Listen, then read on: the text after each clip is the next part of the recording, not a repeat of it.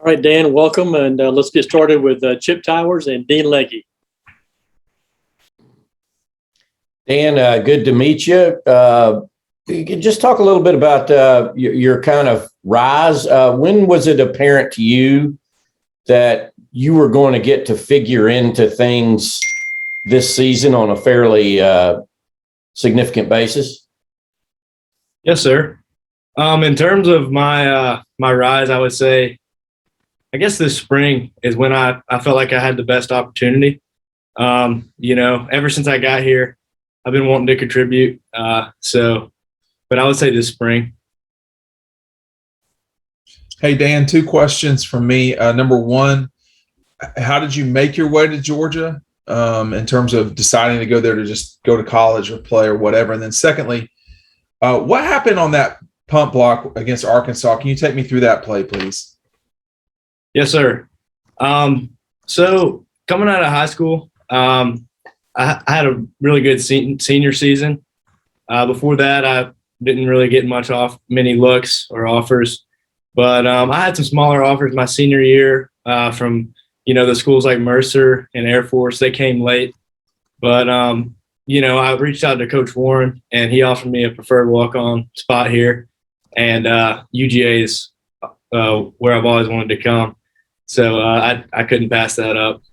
And in terms of the block punt, it was something, that we worked all week, during practice. I feel like that's what really led us to be able to block that punt.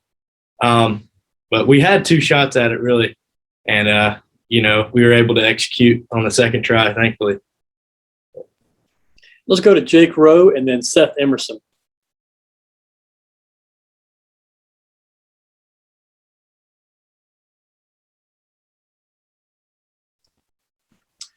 Seth, go ahead while we're waiting for Jake.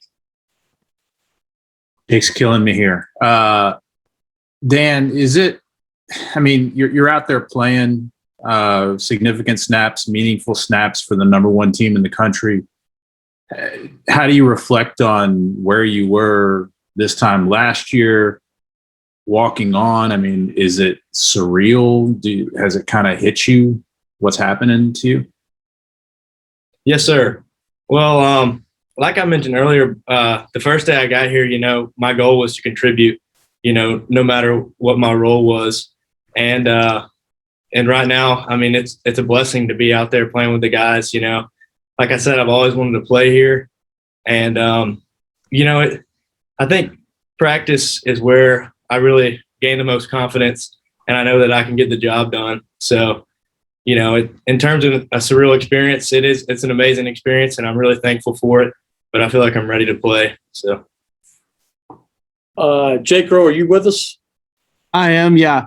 Dan, what were your opportunities coming out of high school? As far as scholarship, preferred walk-on, what did you have a chance to do other than come to Georgia? Yes, sir. So, like I said, I had a good senior season, and a lot of my opportunities came real late, including Georgia. So, what I was really considering was Air Force, and I was offered a full scholarship there. I think it was in January, so after my senior season. And, Mercer offered partial scholarships, and I think Lenore Ryan, the Division II school, also offered, partial scholarships. So in terms of that, not a whole lot, but, when this opportunity came along, I couldn't pass it up. And ever since day one, I've been, working as hard as I can to be able to contribute. Let's go to Chip Towers and then Anthony Dasher. No question for me, Steve. Sorry about that, Chip. Go ahead, Dash. I appreciate it. Well, I know Coach Martin, said some nice things about you, but when he talks about you being accountable, what does that mean? Hear your head coach say that? And also, if you are, Dan, if you are asked to have to start this weekend, if Chris isn't able to go, how ready are you for that opportunity? Mm-hmm. Well, obviously, the respect from Coach Smart means the world to me, and in terms of accountability, that means a lot to me as well, because I feel like I am ready. and I know my role. If whenever my opportunity comes, and if it comes this weekend or next weekend, or not next weekend, but whenever it comes, I'm going to be ready to play. So, and I think that comes from practice and confidence. And this is my third year here, so I feel really confident in myself. All right, let's go to Mike Griffith and then Mark Weiser.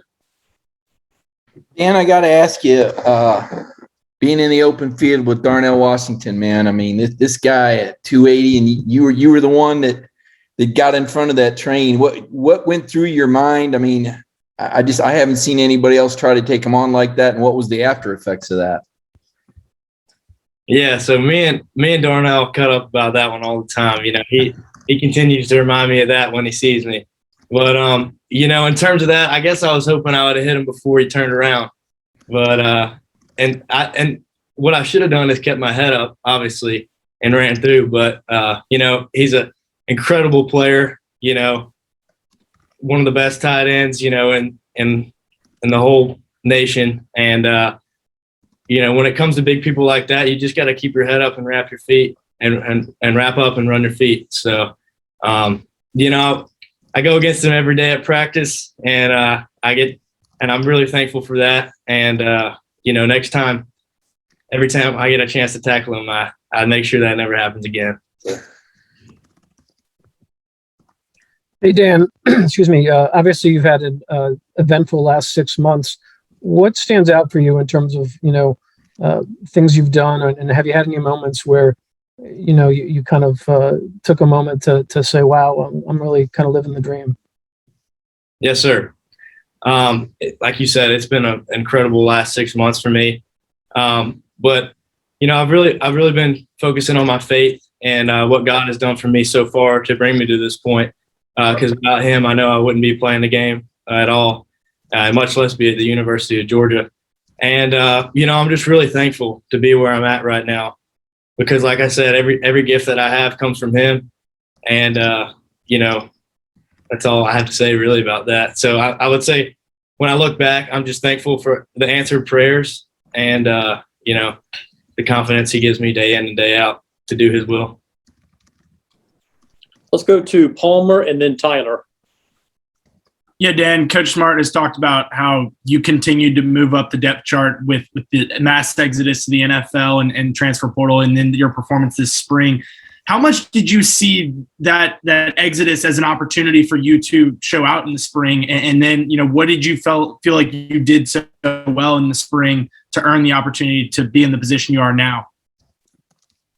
Yes, sir. Well, in terms of people leaving, I really didn't, think much about it. We lost some friends, and that I still stay connected with to this day.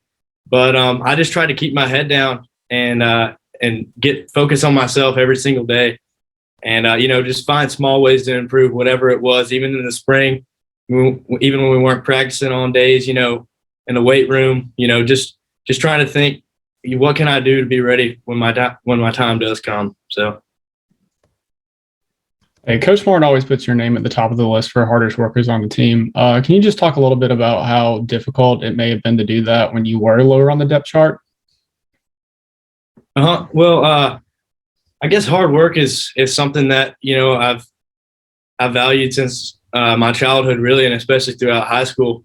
And my parents, my grandparents, and my family has always preached to me, and all my former coaches stress, the importance of hard work, because I've always heard that hard work beats talent when talent doesn't work hard, and I just try to think, what can I do every day to put myself in a better position for tomorrow. So just take the small steps, and every opportunity I'm blessed with, I just want to be thankful for. So I don't want to take anything for granted and not work hard. So. All right, let's go to Davis and then Ryan. Dan, has life changed for you at all off the field? Are you getting more recognition in class or on social media or anything like that? Oh, no, I wouldn't say life has really changed for me. I try not to focus on, too much of the social media or anything like that. I just try to lock into, who we're playing that week and then who we got the next week right after that game's over. So, terms of off the field, I've received a lot of support from a lot of close people, but that I'm really thankful for. But no, nothing's changed here. Just got to keep my head down and keep working. So. Hey, Dan, was there, obviously you're working hard, you're grinding, and Kirby has talked a lot about how you always show up at practice. But over the last 6 months, year, was there maybe one moment where all the coaches or the players turned their head and they're like, whoa, look at Dan Jackson?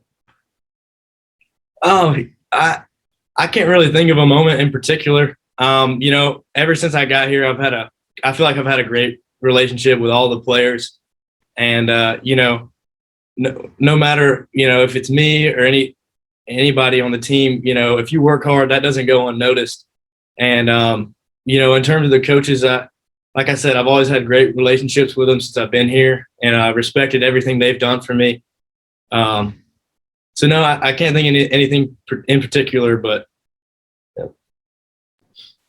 Okay, Dan, good job tonight. Thanks for your